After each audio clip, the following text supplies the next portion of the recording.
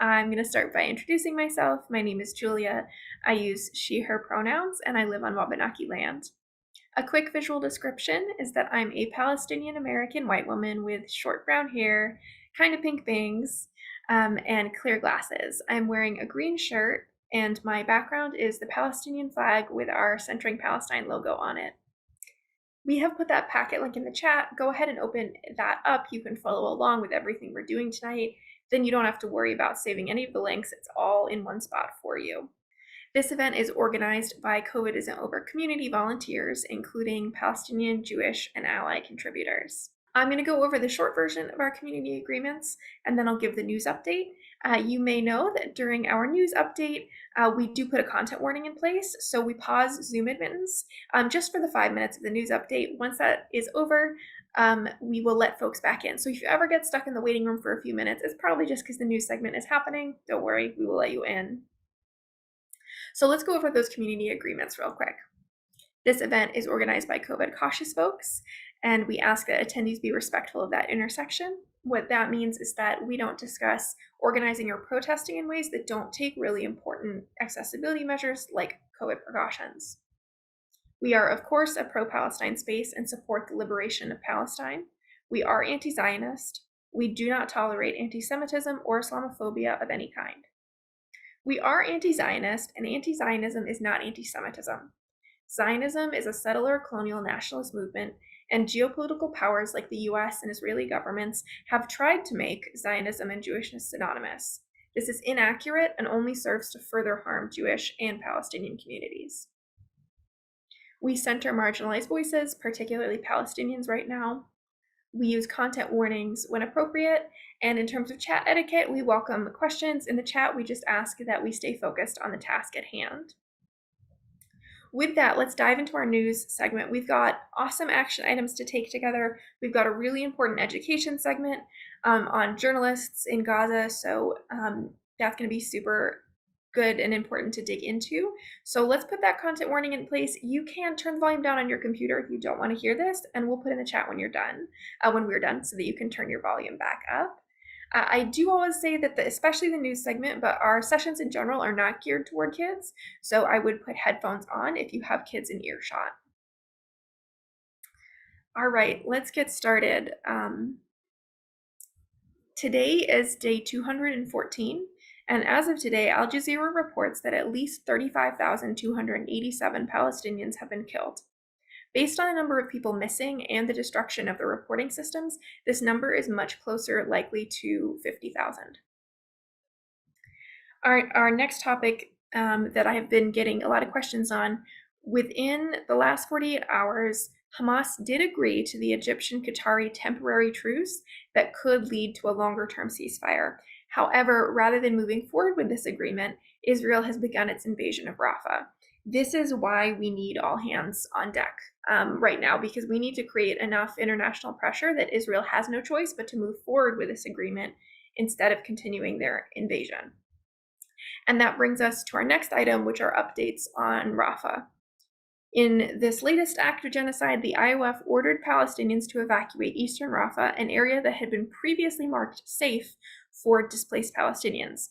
There are currently over 1.4 million Palestinians seeking refuge in Rafah, and that includes 600,000 children.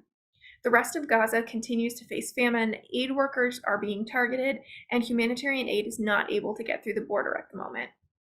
Israel seized control of the Gazan side of the Rafah border crossing, making it currently impossible to flee Gaza. The IOF claims that this is because the crossing is being used for terrorist purposes, but that is the blanket excuse they use anytime they want to commit genocide. In a recent video clip, the Israeli Minister of Finance called for the utter destruction of Rafah, and this is by and large representing the opinions and actions of the government. However, Israeli protesters, especially the families of the captives, are protesting and blocking roads, demanding that Israel accept this ceasefire deal. I'll be honest, what we're seeing right now is Israel continuing to level up genocide. And it's really crucial that we keep our attention, our voices, and our resources focused on getting that ceasefire in place immediately.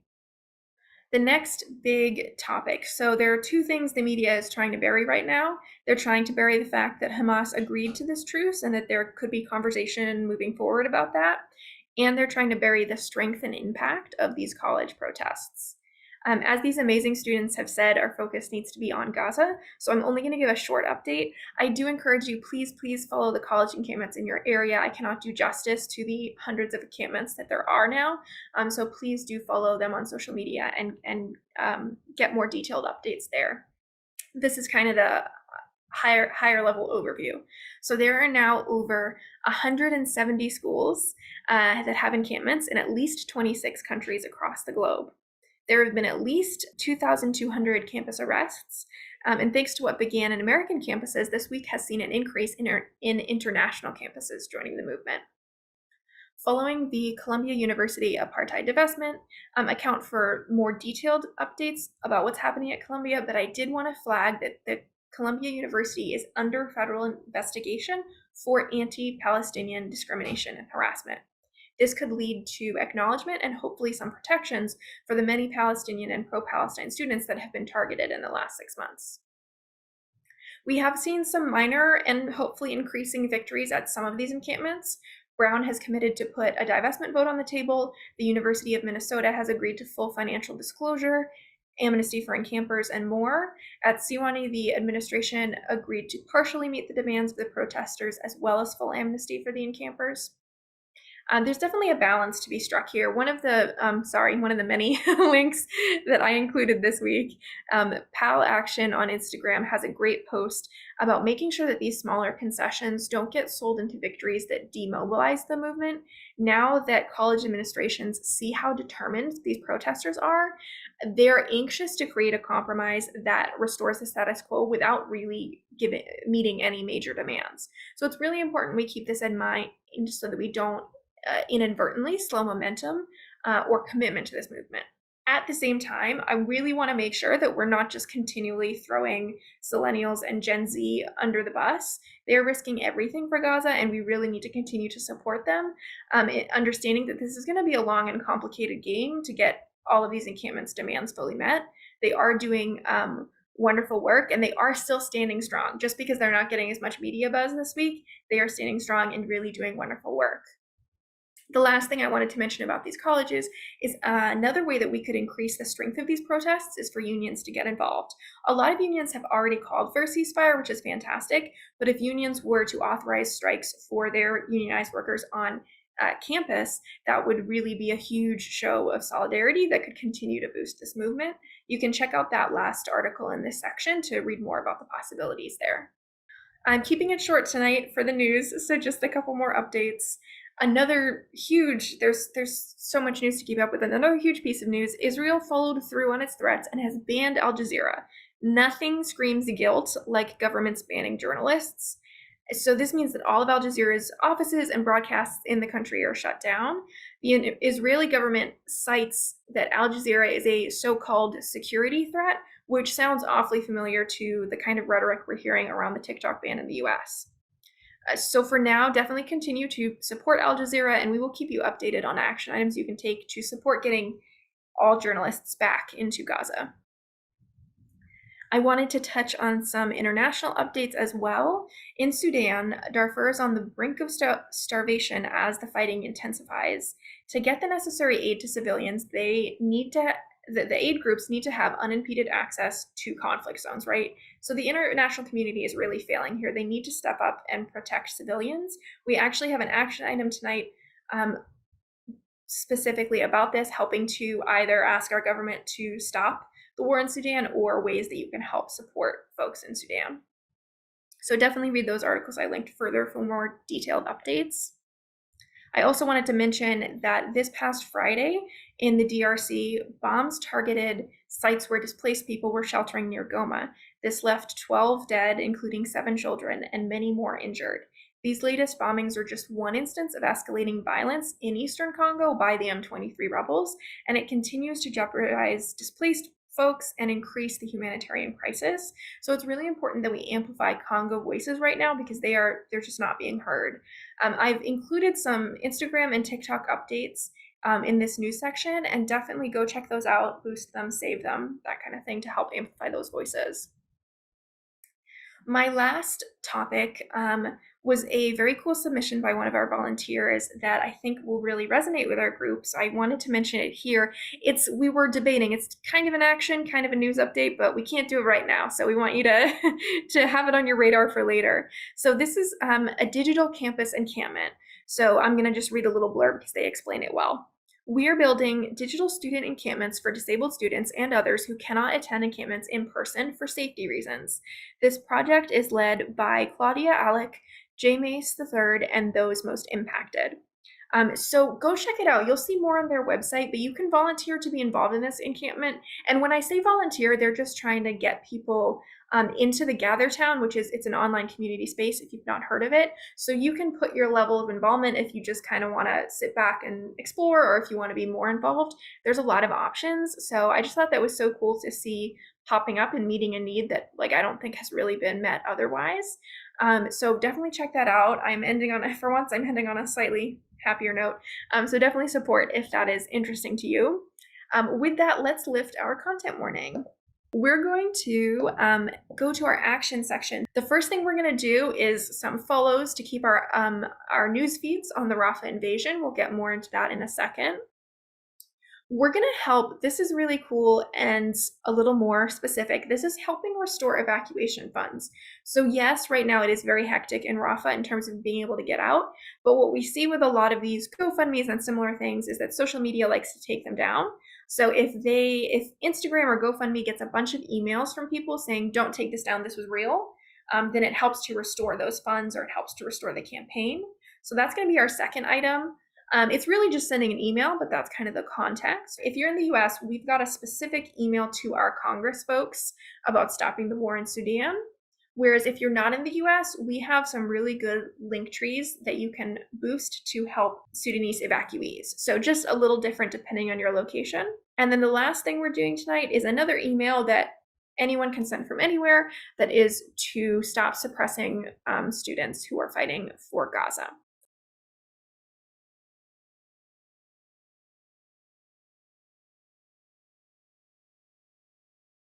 Thanks, everybody. My name is Kevin. I use he or they pronouns. I'm calling from Muskogee land. And a quick visual description of me is I have glasses, dark brown hair, a blue and white hat, and I'm white, Ashkenazi, and mixed, most likely mostly British Isles.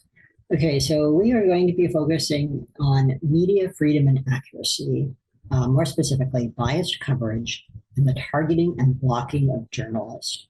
This is timely because World Press Freedom Day was actually just a few days ago on May 3rd. So there is a three-pronged strategy that Israel is using right now when it comes to media. The first is block Palestinians from reporting by killing and arresting them, block international reporters from seeing the reality in Gaza, and block outlets in Israel that report the truth, and then also promote biased and false media stories in quote unquote Western media based on lies and censorship, with quote unquote Western outlets fully partnering in the distortion as well. Well, I should say many Western outlets, not all. A quotation that really highlights these comes from Jody Ginsburg with the Committee to Protect Journalists. This is an excerpt from an op-ed that was recently penned, actually April 17th. And she writes, "The high rate of journalist deaths and arrests, including a slew in the West Bank, laws allowing its government to shut down foreign news outlets deemed a security risk, which the Prime Minister has explicitly threatened to use against Al Jazeera, and its refusal to permit foreign journalists independent access to Gaza, all speak to a leadership that is deliberately restricting press freedom. This is the hallmark of a dictatorship, not a democracy."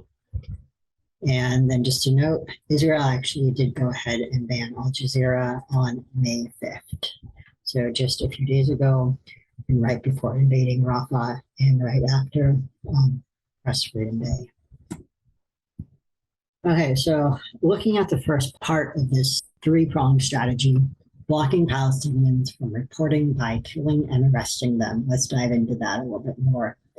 Yomna El Sayed, who is a former Al Jazeera Gaza-based correspondent, quoted that journalists were under fire from day one, despite having little equipment and the destruction of media offices. She notes, we did what we could to show the world what was really going on. The journalist death stats are really harrowing. The Committee to Protect Journalists has the names of 93 media workers killed in Palestine and Israel between 2023 and 2024. The Middle East Monitor has a count of killed Palestinian journalists since October 7th, and as of yesterday, that count was 142. Hind Khaldari also speaks about how Gazan journalists have no protection. The video is really brief, it's just a little over 12 minutes, but it's really helpful to hear directly from her about the circumstances. It's important to also hold up the names and the memories of the media workers who are killed by Israel. The Gaza Government Media Office, but we actually said this in the previous slide, but basically there's reported more than 140 media workers have been killed. This slide has the names of some of them as of April 5th. So there are more that have been slaughtered between April 5th and now. These are just some of them. Please take some time to go over this on your own. And the link is also in the chat as well, so you can explore further. And there are a lot of numbers. It can be really, really helpful to highlight specific stories just to make it more concrete and more real. One journalist death that was widely mourned was that of Samir Abu Dhaka. Samir Abu Dhaka was an Al Jazeera cameraman, and he was killed reporting on an Israeli attack on a UN school where Gazans had taken refuge. Israel fired on rescuers and medical workers trying to reach him. No one could reach him for several hours. Al Jazeera filed a complaint with the International Criminal Court following Abu Dhaka's death. Abu Dhaka's death was also discussed in a Zoom conversation between Jeremy Scahill of The Intercept and Sharif Abdel Quddus, an independent journalist who won a Polk Award for his documentary, The Killing of Shireen Abu Akleh. This documentary highlights how the White House attempted to block investigation into Abu Akleh's killing. Shireen Abu Akleh was a Palestinian American journalist killed by Israel. And arrest and jailing. Palestinian journalists are subject to arrest too. For instance, New Arab reported that journalist Ladwan Katnani was arrested in the West Bank from Askar refugee camp just a day after Anthony Blinken reportedly asked Qatar to, quote-unquote, tone down Al Jazeera's coverage of Gaza. The Palestinian Journalist Syndicate released a statement several weeks ago noting that at that time around 100 journalists had been arrested, and the statement called on the United Nations and the International Federation of Journalists to intervene. The Committee to Protect Journalists also asked the United Nations at the end of March to investigate Israel's jailing of journalists, and along with other media freedom groups, they appealed to Media Freedom Coalition member countries to stand up for journalist safety in Gaza. In terms of appealing to Media Freedom Coalition member countries, I think it's good to also highlight the words that have been said.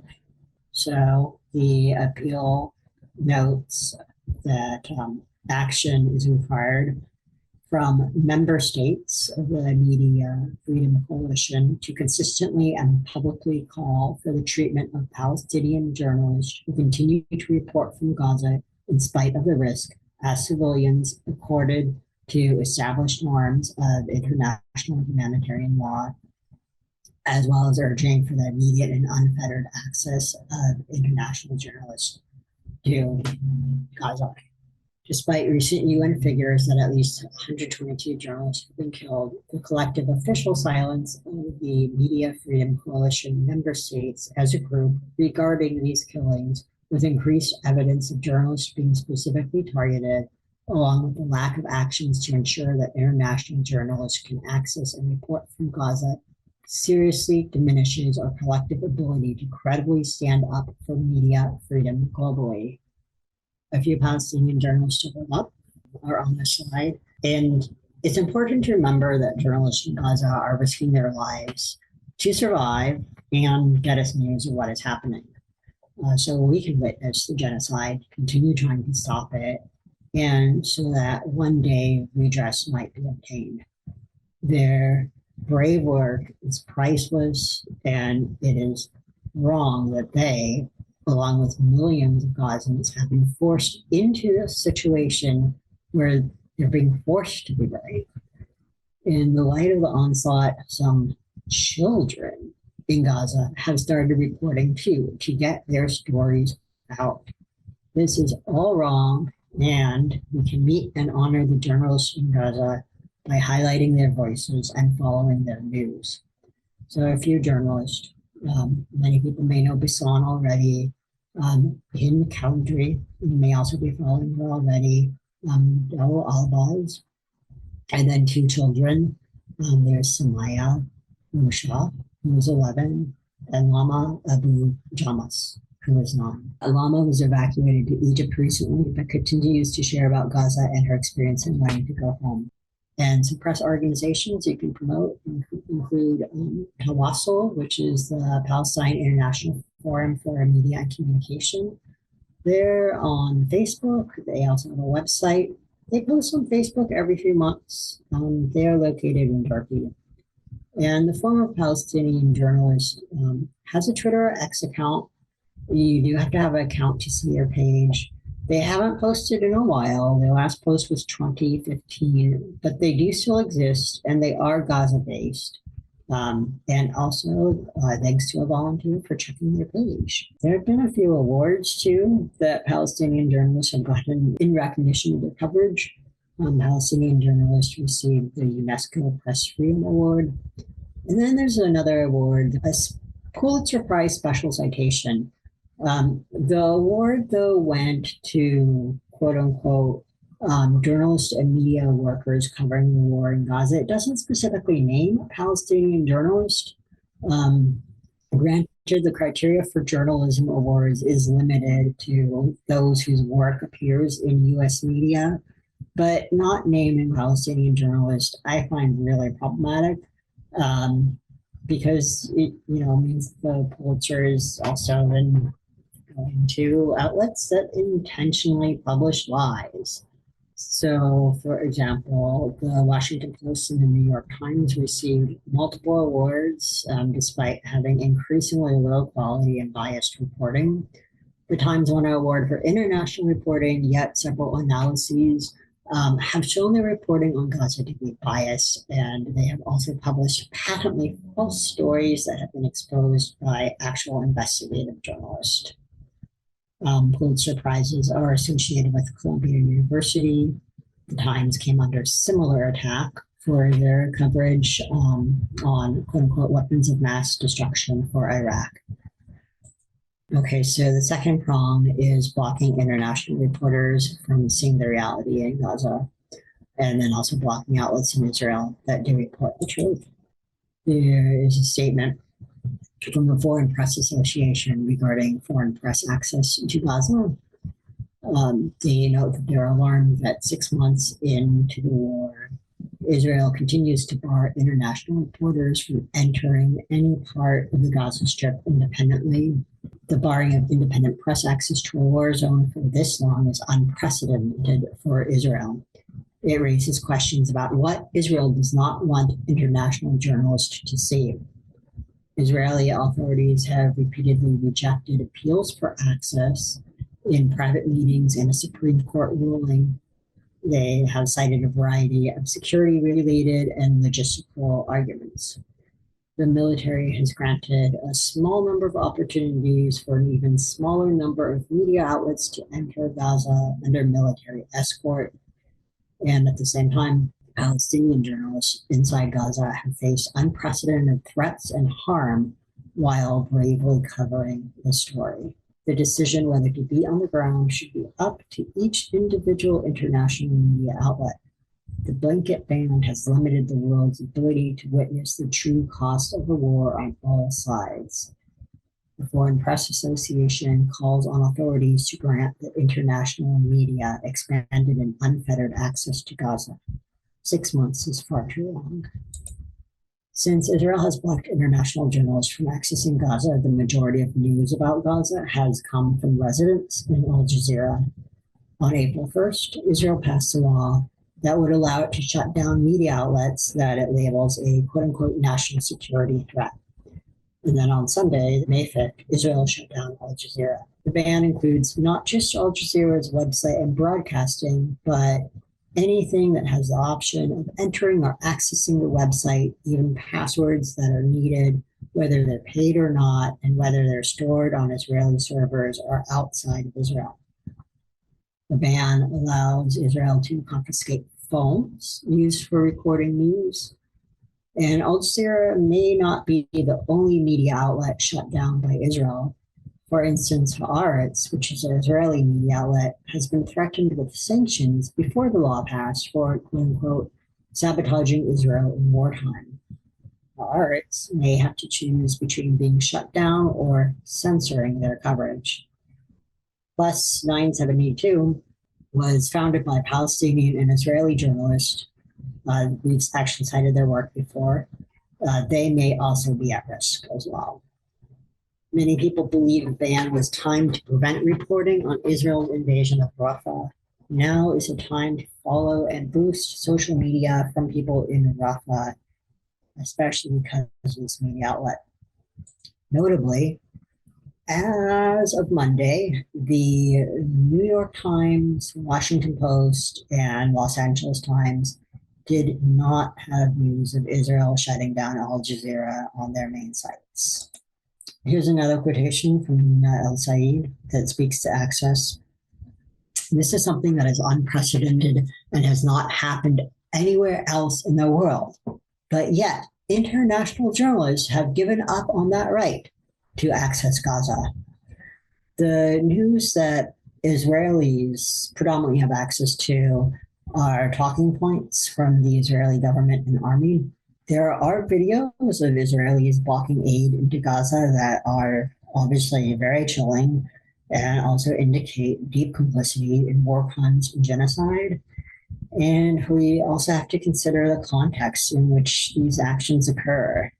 The information that many outside of Israel, and not just Israel, have access to is also censored and biased. So we see what's happening in Israel.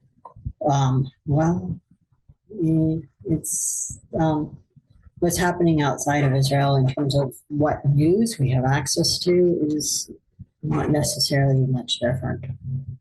When quote-unquote Western news outlets subject themselves to censorship and regurgitating Israeli government and army talking points, that gives Israel more room to do what it wants.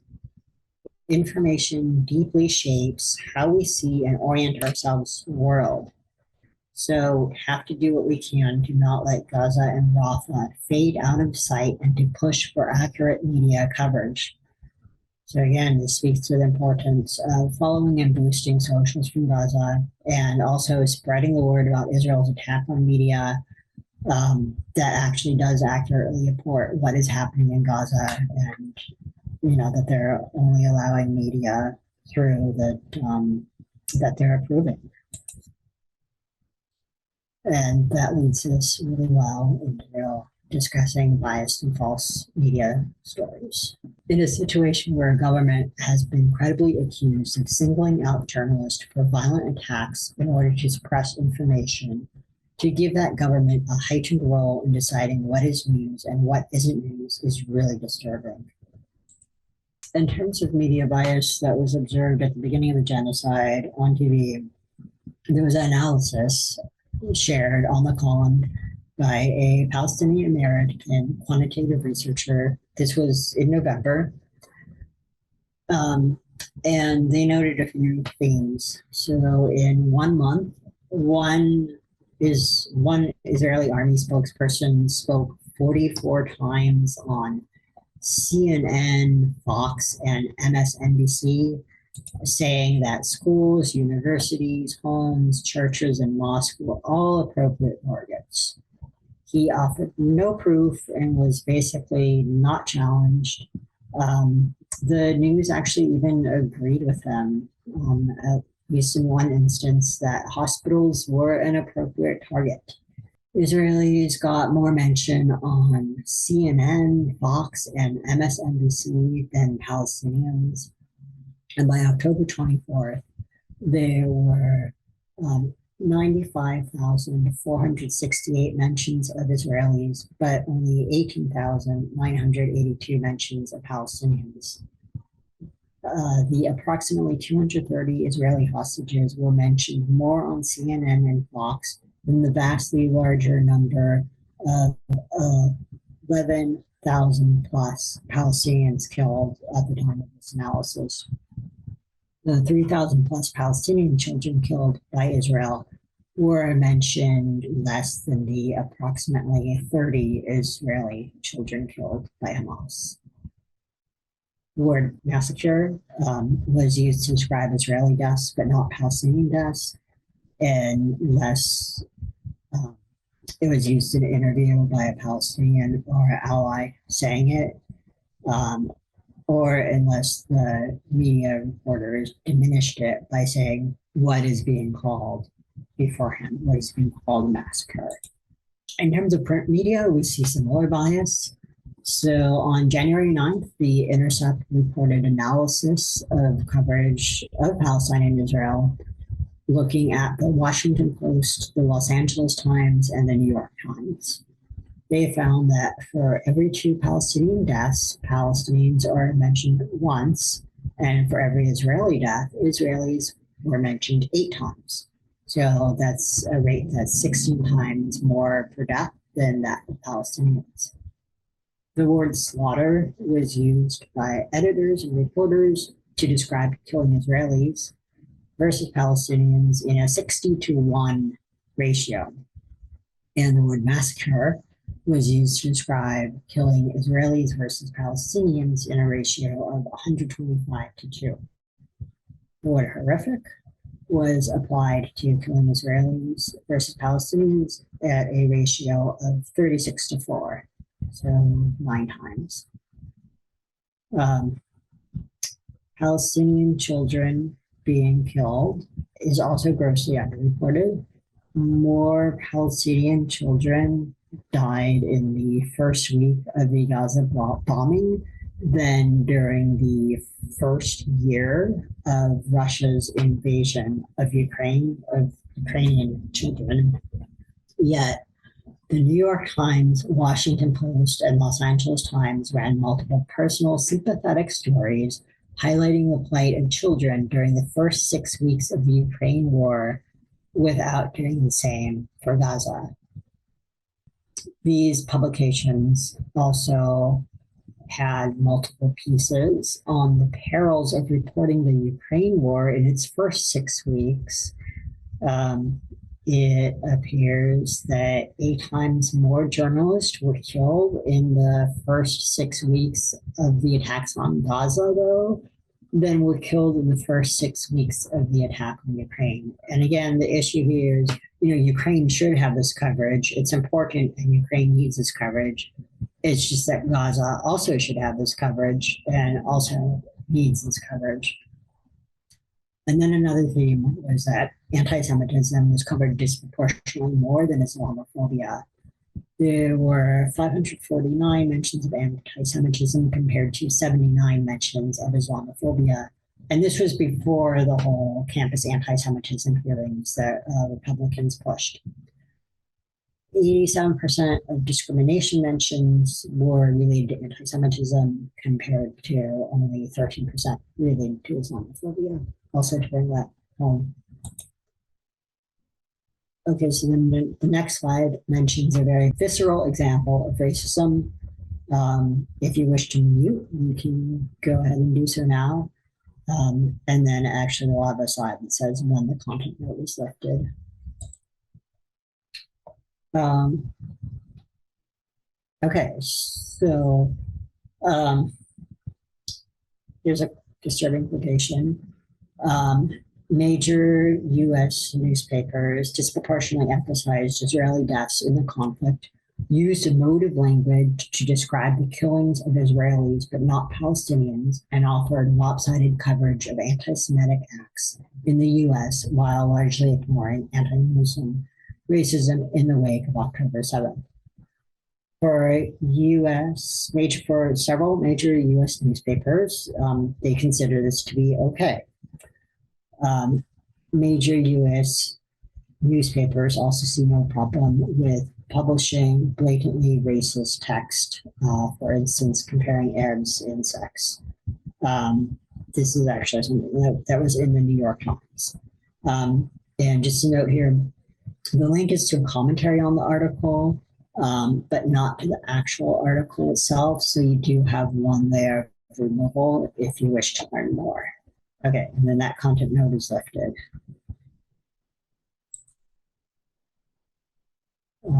Media bias can be hard to detect. So the column shared an excerpt of an opinion piece in the Washington Post, which really highlights how deep this bias goes. The excerpt is, "This war has produced deeply horrifying images. Israeli children assaulted in barbaric ways by Hamas terrorists, Palestinian children left to die under Israeli bombardment." Many readers will not see bias in these words, which makes it more powerful because readers are constantly exposed to this bias without seeing it for what it is. But notice which statement uses active voice and which uses passive voice. Which statement uses an adjective to describe what happened to children and which does not. And who is described as a terrorist versus who is not even named. And then to follow up on this, there is a video you can watch from Breaking Points on New Yorkers reacting to news headlines and perceptions of bias. So, media bias can be hard to detect, except when it isn't. Here is a quotation. This comes from Medium. "A stray bullet found its way into the van ahead, and that killed a 3 or 4-year-old young lady. Not a child, a young lady who's a toddler, 3 or 4 years old, but not a child, a young lady."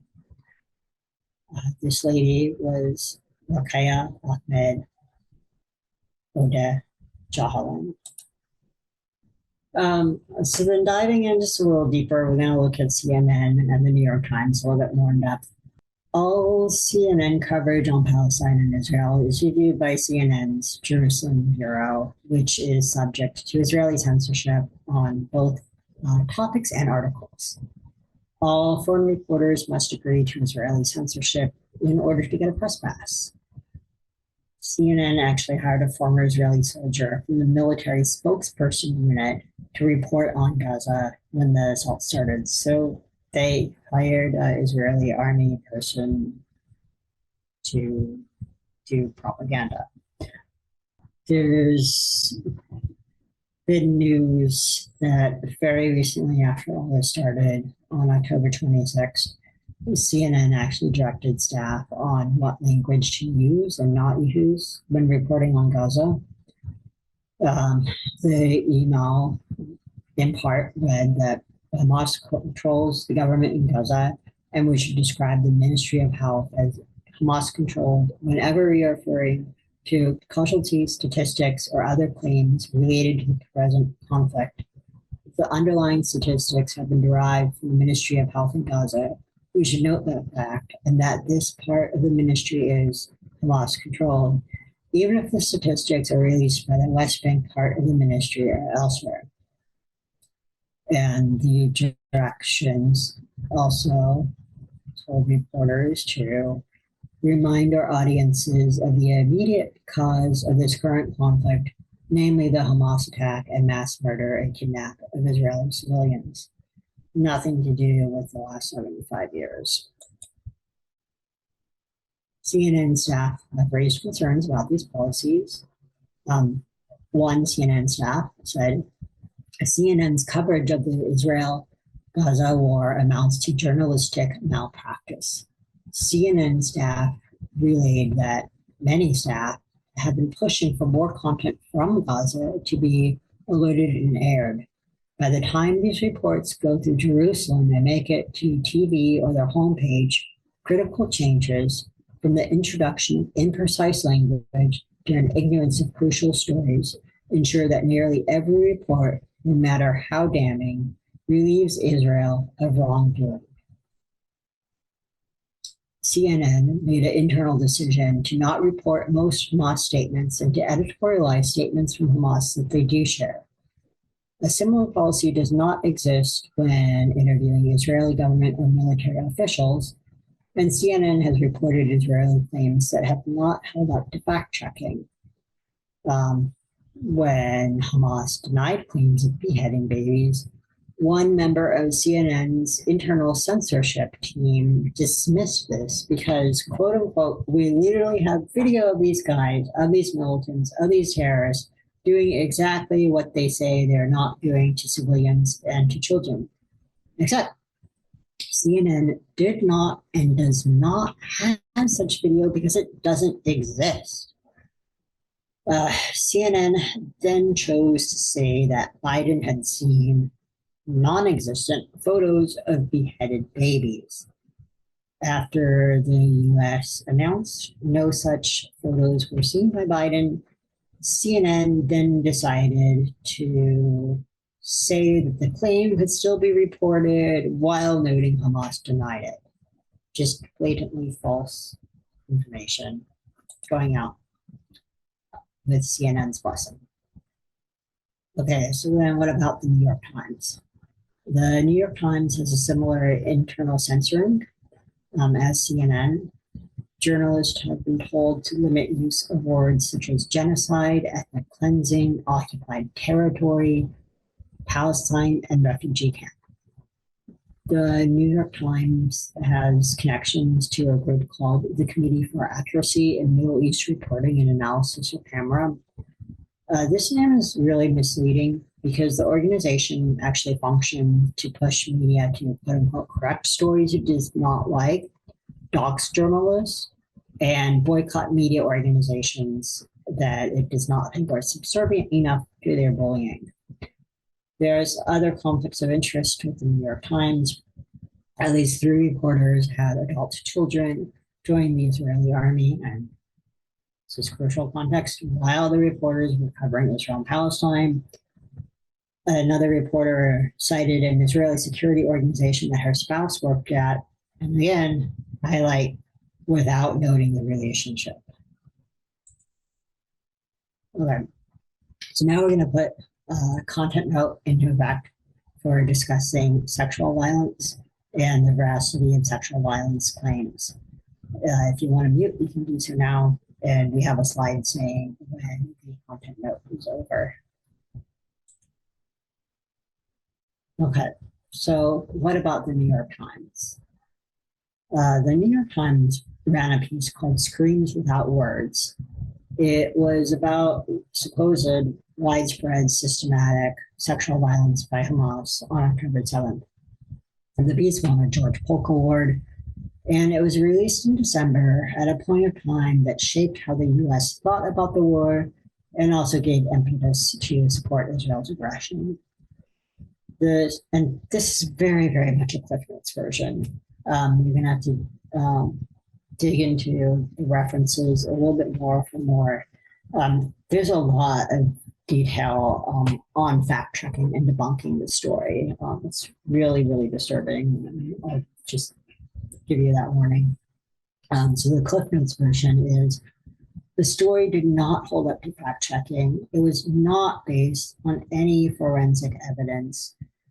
It relied on witnesses that were known to be untrustworthy before publication, and to have ties as well to the Israeli army. The story that was reported has been refuted by family members of the victims who were killed, the supposed victims of sexual assault. There has been a lot of internal and external critique over the story in the Times. The Times chose to issue corrections and held off on a podcast of the story after all these issues became readily apparent with the story.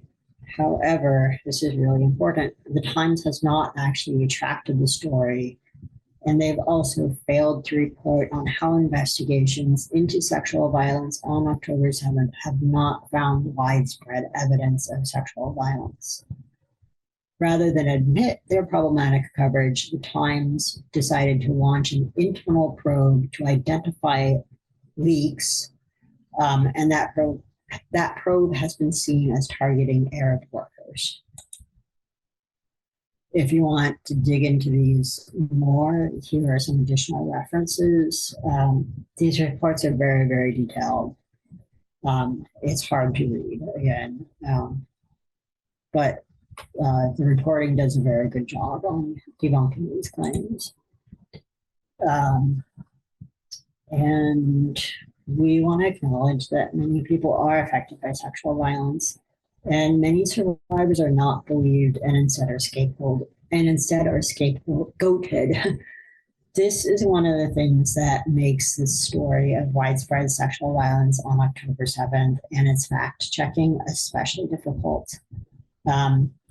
It might be helpful to note that the story and the fact checks of it are not based on testimony from survivors, and that instead the allegations come from Israeli organizations that have been found to be uncredible and that have a political stake in portraying Palestinians negatively. Heart to Grow is an organization that focuses on sexual violence and reproductive health. They have an Instagram carousel that can be helpful on wartime rape propaganda. They distinguish individual claims of sexual assault from claims made by a government, and they note that sexual violence faced by Palestinians at the hands of Israelis is rarely given voice. If it helps, you might also think of the story and its debunking as being similar to claims that white women levied against Black men to instigate racial violence in the United States. And that lifts the content note. This is the last slide. If you want more analysis on Hasbara and biased media, there are a few additional references. Al-Shabaka has a helpful piece explaining Hasbara. It's called Israel's Partisans' Use of Disinformation. I think what's really helpful about this piece is disinformation can be slick and hard to detect, and it can look very legitimate. So having some background information about what disinformation, how disinformation can present can be helpful. And if you want to see recommendations for at information overload, you can actually check the Al-Shabaka recommendations at the end of the article. Middle East Eye has a piece that further explores media bias and factors that may be behind it.